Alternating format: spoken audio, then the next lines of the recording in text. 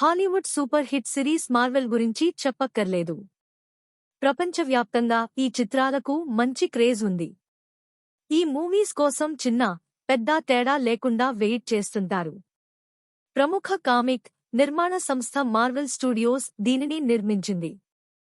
2019లో వచ్చిన captain Marvel చిత్రానికి ఇది సీక్వెల్. మార్వెల్ సినిమాటిక్ యూనివర్స్ నుంచి వచ్చిన 33వ సినిమా ఇది.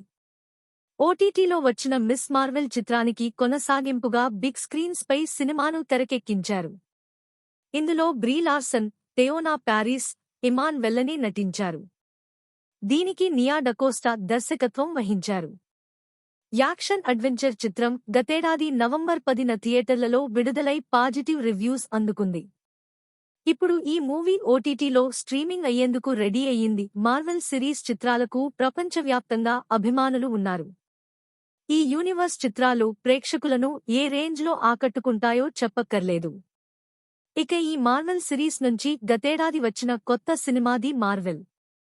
ఇందులో 3 సూపర్ ఉమెన్స్ కలిసి నటించారు.